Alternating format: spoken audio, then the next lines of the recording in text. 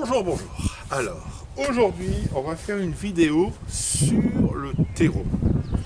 Je vais vous donner quelques informations sur quel terreau acheter.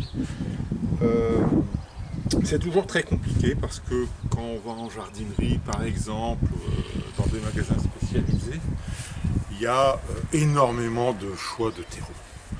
Et quand on regarde ce qu'on nous propose, on a souvent du mal à choisir. En plus, parfois, c'est relativement cher, etc. Donc, je me suis dit que j'allais faire une vidéo là-dessus. Mais en préparant cette vidéo, parce que pour une fois, je l'ai préparée, je me suis rendu compte quand même que c'était très compliqué. Donc, je vais vous donner que des informations de base le plus simplement possible. Alors, pourquoi utiliser du terreau? Souvent, on utilise le terreau pour réempoter des plantes, pour planter un arbre, pour faire des semis. Donc voilà, ça c'est l'utilité principale des terreaux. Nous, on va essayer de se concentrer sur les terreaux génériques, c'est-à-dire pas spécialisés. Par exemple, vous avez des terreaux pour des géraniums, vous avez des terreaux pour la bruyère. Donc ça, c'est vraiment spécialisé. Je dirais, lorsque vous cherchez un terreau de ce type, vous allez le trouver facilement en jardinerie. Vous n'avez pas vraiment besoin d'explication. Donc, vous avez ici, j'ai acheté 4 types de terreaux différents. Pour semis, et terreau de qualité, voilà, plantes et légumes aromatiques, et un terreau universel. Alors le terreau universel, ce qu'ils appellent un terreau universel, c'est principalement un terreau qui doit être utilisé pour repiquer des arbres, pour éventuellement améliorer une terre, mais sûrement pas pour faire des semis. Vous allez comprendre pourquoi. Alors, de manière générale, quelle est la composition d'un terreau? Là, je vais prendre mes notes parce que j'ai une petite tête. Alors, il y a du sable, qui sert principalement à drainer, de l'argile. C'est pareil, le gros problème du terreau, c'est de gérer les quantités d'eau qu'il y a dedans, entre autres. Il y a les nutriments, bien sûr, pour les plantes, mais il faut pouvoir gérer les arrosages, etc. Donc garder une certaine humidité. Donc c'est pour ça que vous allez retrouver beaucoup de composants dans le terreau qui permettent ça. Le compost. Donc le compost, c'est quoi? Ce sont tous les végétaux qui récupèrent, qui laissent composter pendant plusieurs semaines. Et donc ça crée le compost. Ou ça peut être aussi votre propre compost. Les écorces. Suivant le type de terreau que vous avez. Si vous regardez ici, on a des écorces. Ça doit être de la noix de coco, je pense, des écorces de noix de coco. Il faudrait que je regarde. De la tourbe. Alors, il faut faire attention avec la tourbe. Il faut surtout ne plus utiliser du terreau avec de la tourbe classique. La tourbe est quelque chose qui est en disparition. Premièrement, c'est extrêmement cher. Et la tourbe, ça met très longtemps à se faire. Et donc, on exploite cette tourbe de manière abusive. D'autant plus que maintenant, on le remplace justement par des écorces qui sont renouvelables, elles. Et donc, lorsque vous avez des terreaux avec de la tourbe naturelle, naturelle entre guillemets, faut surtout éviter. C'est vraiment pas très écolo. Donc, en général, on utilise de la tourbe dite blonde. Voilà. Donc, voilà la composition d'un terreau. C'est relativement simple. Mais en lisant les étiquettes, vous allez constater que lorsque vous achetez un paquet de terreau, et vous achetez surtout de l'eau. Donc là, on va regarder pour faire l'analyse des étiquettes. Une des choses importantes lorsqu'on choisit son terreau, c'est de le tamiser et de voir ce que ça donne. Parce que ça, c'est pas marqué par contre sur les étiquettes. Donc voilà, ça c'est le premier terreau universel. Bon, vous voyez, c'est assez correct. Le deuxième, il est un peu plus grossier. Voilà ce que ça donne, mais c'est pas mal. Le troisième, qui est un terreau de bouturage et de semis, vous voyez, il y en a déjà quand même pas mal. Par contre, la terre est assez fluide, comme ça, j'aime bien. Et le dernier, qui est un terreau universel, là c'est nettement plus grossier, mais c'est ce que je disais, le terreau universel, c'est plus pour la plantation des arbres, par exemple. Pour améliorer un terrain, on peut l'utiliser aussi, mais ça sert vraiment qu'à ça. Les utilités du terreau universel ne sont pas universelles comme ils peuvent le marquer sur l'étiquette. Alors, on va regarder les étiquettes. Alors, ce premier terreau, qu'est-ce que vous voyez? Donc on regarde la première ligne, matière sèche, 25%. Ça veut dire quoi? Ça veut dire que sur ce paquet de terreau, vous avez acheté 75% d'eau. Ce qui est quand même un peu excessif. Alors, le deuxième, matière sèche, est à 30%, ce qui est déjà un peu mieux. Et ça, en gros, c'est la norme. Hein. C'est-à-dire que vous achetez toujours à peu près 70% d'eau lorsque vous achetez du terreau. Sur celui-ci, vous avez aussi 30% de matière sèche. Et par contre, le terreau universel, lui, il arrive à 40% matière sèche. Donc ça, c'est la première indication que vous avez. La deuxième information qui est inscrite, c'est la quantité de matière organique. Alors là, la quantité de matière organique peut varier en fonction qu'ils mettent le pourcentage par rapport à la matière sèche ou par rapport à la matière totale. Mais vous allez le voir tout de suite. Alors la matière organique, c'est quoi? Je vais lire, ce sera plus simple. La matière organique permet la fixation de l'eau et des minéraux afin d'assurer une bonne croissance des végétaux. En matière organique, sur le premier exemple que nous avons, c'est 20%. Ici, c'est aussi 20%. Et vous voyez que en France, par exemple, c'est 70%. Je suppose que c'est des différences d'étiquetage en fonction du pays. Matière organique ici, 20%. Et notre dernier exemple, matière organique, 25%.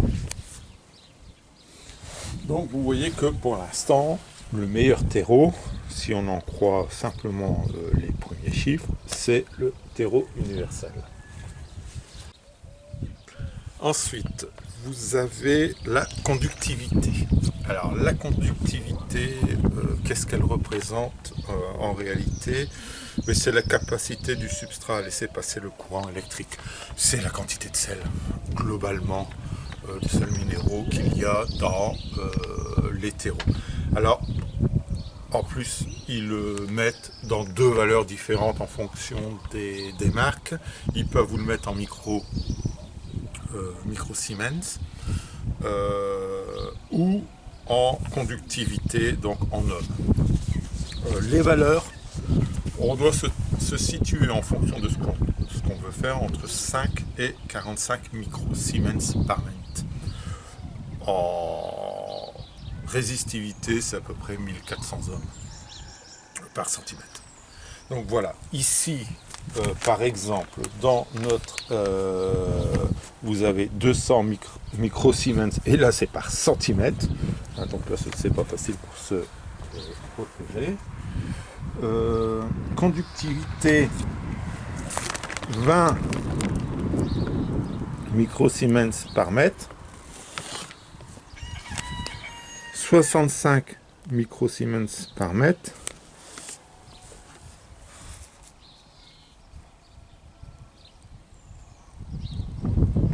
Et bien là, c'est pas indiqué. Oui. Ensuite, comme information, vous avez le pH. Alors voilà, le pH, c'est pareil, c'est important parce qu'il y a des plantes qui demandent un peu plus de pH que d'autres. Le pH, c'est l'acidité, ça, du Oui, sol. voilà, c'est Ouais, c'est vrai qu'il y a des légumes qui demandent un sol plus acide, voilà, moins acide. Donc, oui, ça peut être important. Il faut savoir quand même que l'acidité neutre, c'est 7. Donc,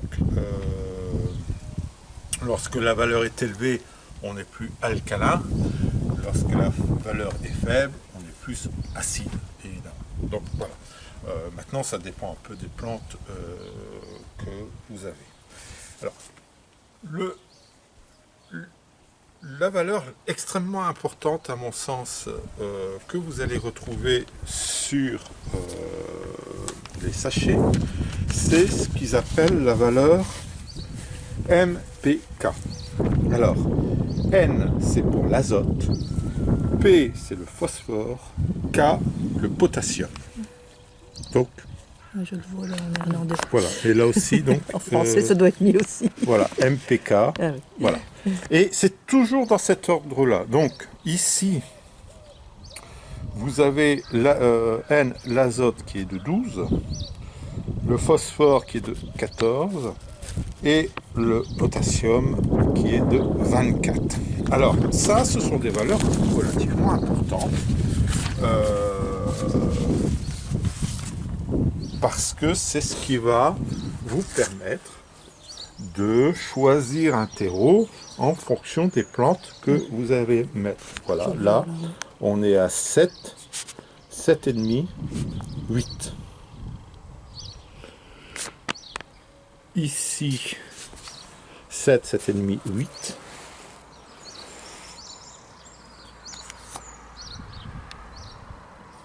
Alors ici, je ne le vois pas. Ah. Voilà. Bon, ils ne l'ont pas donné. Alors, ces valeurs vont vous permettre de mettre tel ou tel type de graines. Si vous avez suivi les vidéos précédentes, je vous avais mis en lien un calendrier. Et dans ce calendrier, vous allez retrouver l'azote, le phosphore, le potassium en fonction des légumes cultivés. Et donc ça, c'est très important. Ça vous permet là effectivement de sélectionner en fonction des graines que vous avez mis. Maintenant, c'est vrai qu'il faut être vraiment professionnel pour faire ça. Donc voilà l'ensemble des informations que je voulais vous donner pour le choix du terreau. Maintenant, où acheter votre terreau? Ça, libre à vous de choisir une grainerie, un petit indépendant ou une grande surface. Vous avez des informations suffisamment claires. Maintenant, moi, je préfère aller chez un petit grainier pour aller chercher mon terreau parce que voilà, c'est un peu plus cher, mais derrière ça, j'ai un service. Il va payer ses impôts en Belgique. Et je pense qu'au jour d'aujourd'hui, c'est important. D'autant plus que lui, lors du confinement, il venait chez vous, vous livrez le terreau dont vous avez besoin. Et si vous vous souvenez, le premier confinement, c'était le moment justement de planter les différentes plantes. Et donc ça, c'était appréciable. Bon, c'était Podan Natura. Donc voilà, moi je préfère faire ce choix-là que de faire le choix des grandes surfaces qui parfois sont un peu moins chères, c'est vrai. Mais faudrait-il savoir s'ils payeraient en Belgique. Voilà, encore une chose. Ces petits grains blancs, c'est quoi? Mais c'est de la perlite ou de la vermiculite. Alors, ça sert à quoi? Principalement à gérer l'eau et à rendre la terre plus meuble, à un meilleur enracinement. Moi, personnellement, je préfère des terreaux qui n'en ont pas. Pourquoi? Parce que pour fabriquer ces petites perles, c'est extrêmement énergivore. Et nous qui ne sommes pas des professionnels, qui sommes vraiment des amateurs, je pense que aller arroser un peu plus souvent, ça fait pas plus, c'est pas plus mal que d'utiliser ce genre de terreau qui sont extra. C'est marqué sur l'emballage quand il y en a. Oui, oui, Parce que c'est ça, si on veut l'éviter, il faut que ce soit marqué. On le voit sur la photo. Ah. Base de tourbe horticelle, litière de tourbe, lave, perlite. Si. Ouais. Donc, poudre de lave, engrais, etc. Bon. Donc c'est marqué dans la composition. Donc voilà, c'est quand même indiqué donc, sur les étiquettes. Moi, je préfère éviter ce genre de produit. Je préfère un terreau qui est le plus naturel possible.